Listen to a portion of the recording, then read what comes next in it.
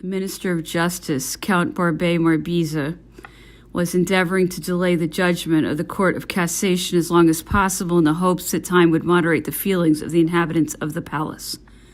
For all my enemies were there. The Princess de Vaudemont, through her name of Montmorency, happened to be related to the most considerable persons of the court. Almost all of them owed to her their return to France, and the tranquility they had enjoyed under the Emperor.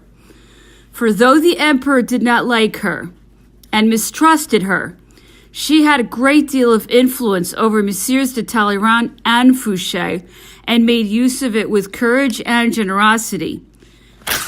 The king and his family had inherited the Emperor's dislike of her. They could not forgive her former connections with their two powerful ministers. However, at her house there had been held some of the meetings which in 1814 prepared the downfall of the empire, and though she only took in them a very indirect and timid part, I had left off visiting her, after confessing openly the reasons of my conduct. But in my misfortune, I found her animated with all the courageous devotion of a real friend. Through her, Monsieur de Richelieu was perpetually assailed. A great number of persons, whose names I scarcely knew, made it a point of honor to obtain my pardon. Madame de Vaudemont recalled to their memory my behavior in Saxony towards the unfortunate French whom I had found there, and in France during 14 years. I had facilitated the return of a great many, and as I never regarded them otherwise than as unfortunate countrymen, I had frequently employed my influence to be serviceable to them. Some of these kept it in their memories. But party spirit ran too high, and in particular the wound inflicted by the 20th of March was still too painful for the voice of generosity to be heard. Had my courage failed during the 30 days that elapsed between the judgment of the Assize Court and that of the Court of Cassation, I must have died or have gone mad. Every morning I learned the measures that had been taken and the obstacles that had been overcome, and every evening I received the most desperate news. A stubbornness with which the royal family rejected all solicitations, the timidity and discouragement of Monsieur de Richelieu, and finally the impossibility of softening the monarch. From time to time, some courageous friends came to see me in my prison, in spite of government, who might have punished them.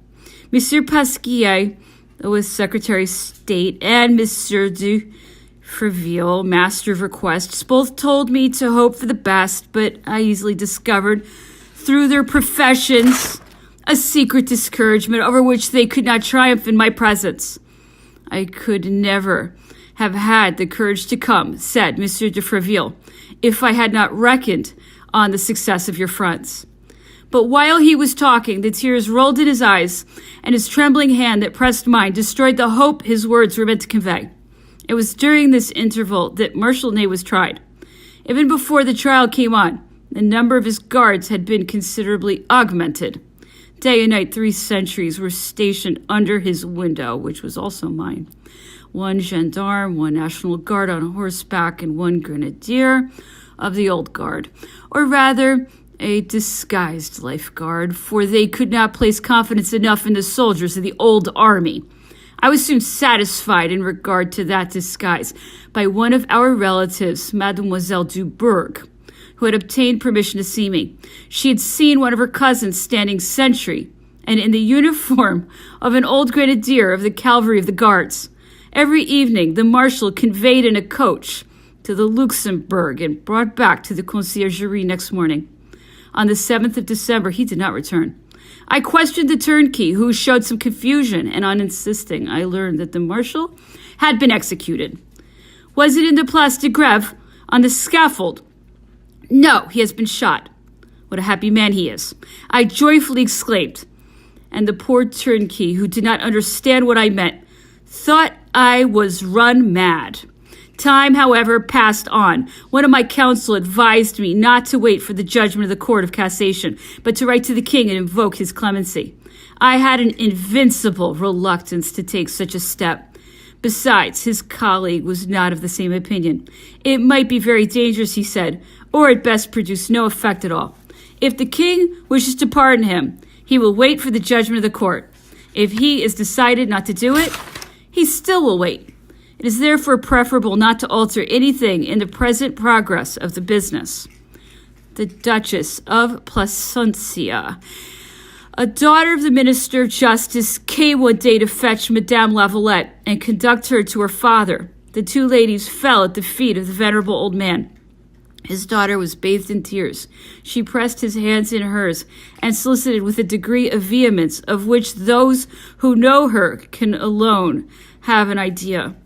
While he listened to her, the tears trickled in silence down the cheeks of the minister, but she could not obtain a single word of him. This was a bad omen. It was evident that he had but little hope. Finally, on the 20th of December, the cause came on before the Supreme Court of Judicature.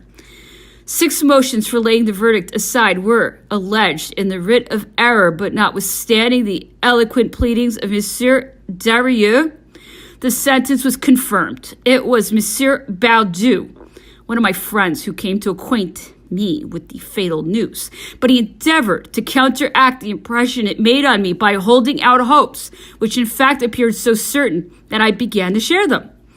An hour after he was gone, Monsieur de Carvoisin came into my room. The terrible impression the judgment had made on him was visible in his face. He still hoped, but his arguments were those of a prepossessed mind who would have found it easier to talk to me of resignation. 3 days were now all that were left to me, and in that short space of time, means were to be found to approach the king. The Duc de Ragusa took that charge upon himself. General Foy came in his name to fetch Madame de Lavalette and led her by roundabout passages to the entrance of the Galerie de Diane, where she found the marshal, who offered his arm and read to her the memorial she was to present to the king. It was during Mass. The whole court was at the chapel. The king was obliged to pass through the same gallery to return to his apartments. Unfortunately, one of the vergers who was there knew my wife, and as it was against the custom for anyone to stand in the gallery without a special order, he thought it necessary to acquaint the marshal with that circumstance and beg he would lead Madame de Lavalette away. "This lady shall remain," said the marshal in a firm tone. De Vergere went to acquaint an officer of the palace of what had happened, who repeated the warning in so positive a tone that the marshal might look upon it as an order. However, he replied, "This lady, being here, shall remain. I will answer for everything." In the meanwhile, the court was advancing. The king, who had been informed of the fact, felt it was too late to send away an unfortunate woman who might perhaps cause some tumult by her resistance. He therefore advanced, and when he came facing Madame de Lavalette, she fell at his feet and presented her memorial. The monarch bowed to her, took the paper, and saying, "Madame, I can do nothing but my duty," went on. My wife held in her hand a second memorial for the Duchesse d'Angoulême. The Duc de Ragusa, seeing her hesitate, pressed her to go after the princess and give it to her. She was already advancing when Monsieur d'Agoult, Chevalier d'Honneur, with his 2 arms extended and his hands open, forced her to stop.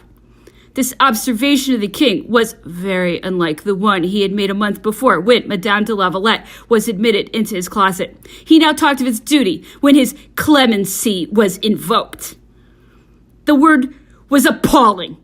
Emily seemed at first not to feel its full force, but my fate was decided by it, and I quickly began to think what I should do to deceive and keep my wife and child away during 2 days.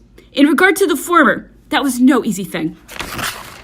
Her courage augmented in proportion to my danger, and she resolved to make a fresh appeal to the Duchesse d'Angoulême. The princess lodged on the ground floor of the Tuileries in the apartments previously occupied by the King of Rome. Madame de Lavalette put off the black dress she had worn the day before at the palace, got out of her sedan chair in a neighboring street, and presented herself at the princess's door at the usual hour of admittance. Her pale features, her swollen eyes, her slow step soon told the footman who she was. The door was immediately shut and an order given not to let anyone in. Finding that entrance was prohibited at this door, she hastened to seek it at the grand vestibule, but a footman ran before her to tell of her arrival. As she was also repulsed there, exhausted with fatigue, she sat down on the stone steps leading to the courtyard and remained there a full hour, still in the delusive hope that she would be admitted. She attracted the notice of all who passed by, and especially all those who went into the palace, but no one dared to show her the least compassion. At last she resolved to leave the place and return to my dungeon, where she arrived exhausted and heartbroken. I felt, however, that my hours were numbered. I had no more than 48 left, for only 3 days are allowed for convicts to apply for mercy. The keeper of the seals chose not to present his position before the second day. The king had already silenced the Duke of Richelieu on the subject. All my friends were in despair. The turnkeys themselves came no longer near me. And Beryl, who was more especially attached to my service, spoke no more to me. He wandered about my room, apparently without knowing what he did. It was on Sunday evening. They usually execute criminals on a Friday, I said.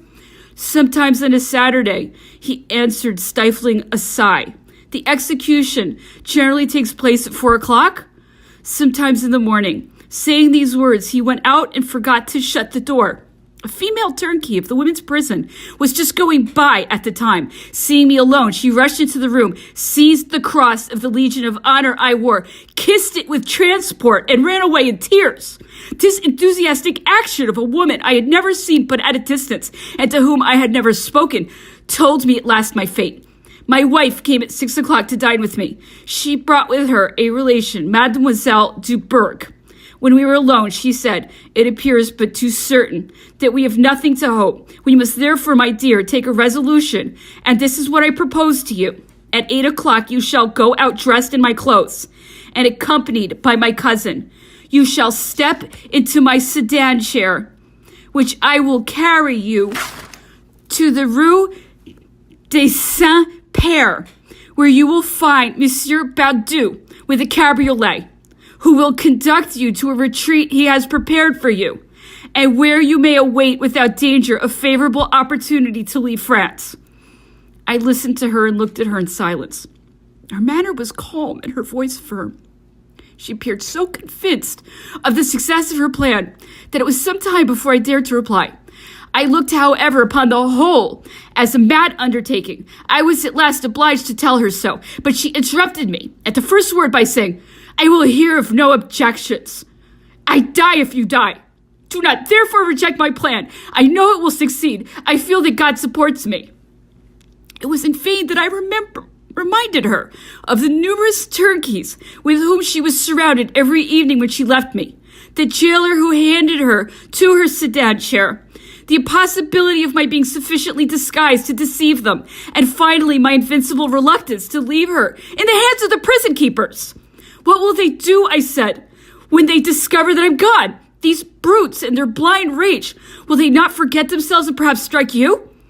I was going on, but I soon saw by the paleness of her countenance and the movements of convulsive impatience that were beginning to agitate her that I ought to put an end to all objections. I remained silent for a few minutes, at the end of which I continued thus.